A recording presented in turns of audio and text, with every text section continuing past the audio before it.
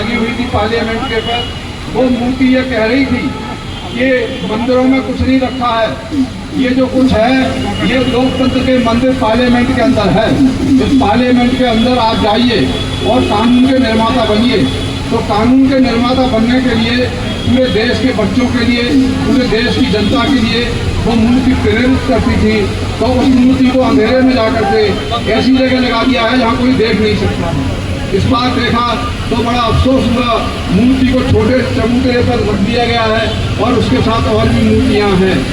तो इस वजह से ये बड़े शर्म की बात है हम लोगों के लिए कि हम लोग दुनिया भर का सत्ता बनाने के लिए तो संघर्ष करते हैं कि हम सत्ता बनाएंगे, लेकिन अपनी एक मूर्ति को हम अपनी उसी जगह स्थापित नहीं कर पाए। एक तरफ वो लोग हैं जो मस्जिदों के नीचे मंदिर निकालते हैं, एक वो लोग हैं हमारा जीता जागता मंदिर जो उजाड़ दिया गया है और हम मूक बैठे हुए हैं। तो आज जो कोने कोने में डॉक्टर अम्बेडकर की जयंतियाँ मनाई जा रही हैं, उनके लिए मैं यही संदेश देना चाहता हूँ कि उस मूर्तियों के लिए जो भव्य मूर्ति हमारी हटाई गई है पार्लियामेंट से, उसके लिए फिर से एकत्र होकर के उस मूर्ति का एक महा आंदोलन चलना चाहिए। जिस तरह से बोध गया में एक बौद्ध मंदिर के ऊपर कब्जा कर लिया गया है दूसरे लोगों ने, उसका जिस तरह से एक तरफ आंदोलन चल रहा है, उसके समर्थन में पूरे देश विदेश के सभी बौद्ध लोग आए हुए हैं और लगातार वहाँ पर तांता लगा हुआ है। ऐसा लगता है 1925 में बहुत बड़ा परिवर्तन होगा और वो मंदिर भी जो बौद्ध मंदिर बौद्ध विहार है उसको मंदिर बना दिया गया है, उसको कब्जा कर दिया गया, पूजा पाठ किया जाता है।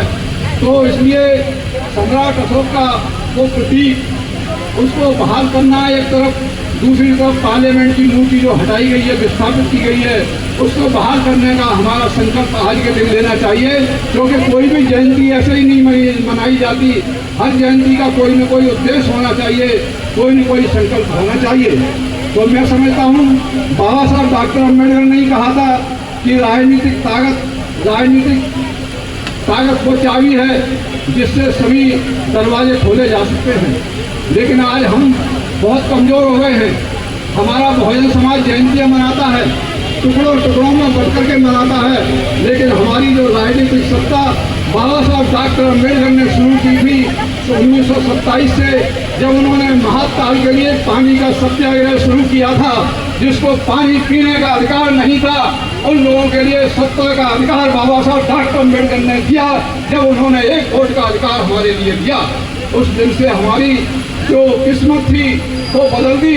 जो राजा रानी के पेट से पैदा होता था वो राजा जो है बेटी से पैदा होने लगा, और राजा पैदा करने वाले रानी और राजा नहीं बल्कि हम और आप लोग राजा को पैदा करने वाले हैं। लेकिन हम लोगों ने अपने वोट की कीमत नहीं समझी।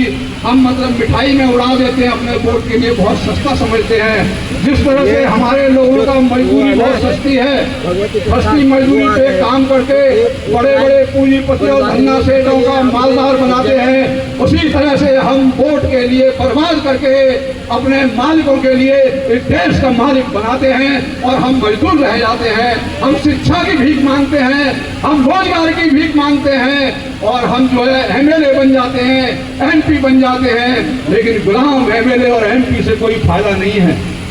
साथियों, जब तक सत्ता की चाबी आपके हाथ में नहीं होगी तब तक आपके भाग्य का निर्माण कोई नहीं कर सकता।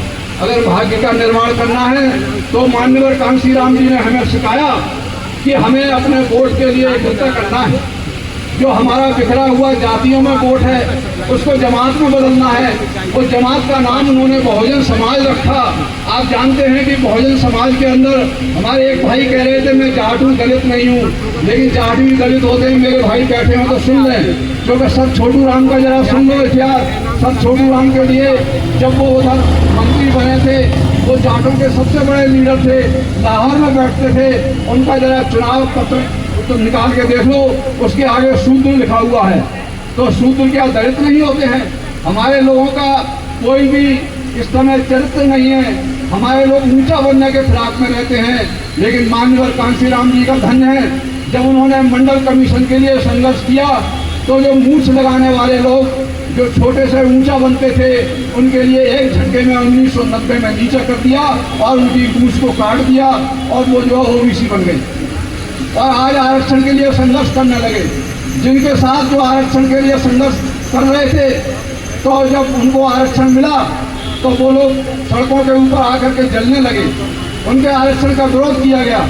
आज वो लोग भूल गए हैं, आज से फिर से हिंदू बनने लगे हैं, आज से फिर से ब्राह्मण बनने लगे हैं, लेकिन ये नहीं जानते कि आपको जो बहुजन समाज मानकर कांशीराम जी ने दिया है उसके अंदर ओबीसी भी सारे आते हैं, उसके अंदर शेड्यूल कास्ट भी सारी जातियां आती हैं, 6743 जातियां।